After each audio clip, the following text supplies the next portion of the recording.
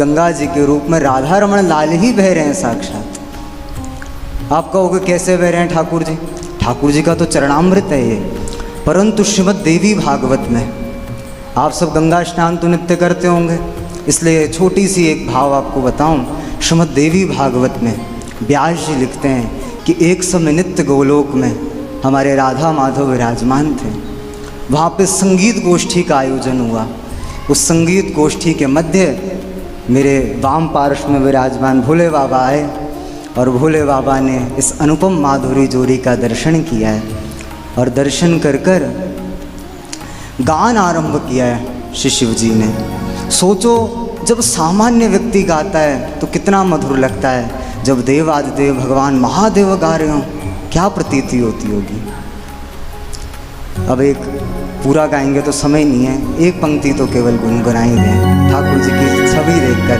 भोले बाबा क्या गा रहे हैं?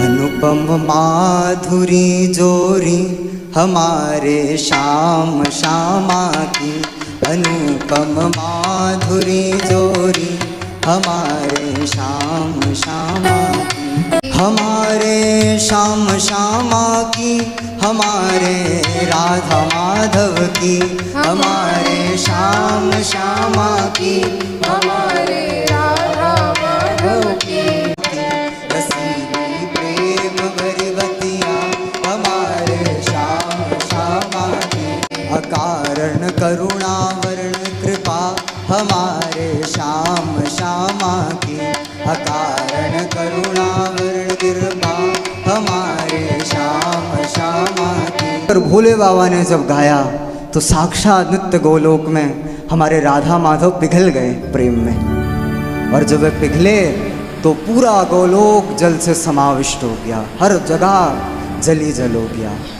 और बाद में सबने स्तुति करी है, तब जाकर वह जल श्री भगवान ने अपने चरण कमल में प्रतिष्ठित किया है। और कालांतर में जब भगवान ने वामनावतार लिया है उस समय ब्रह्मा जी ने तब चरण धोया है।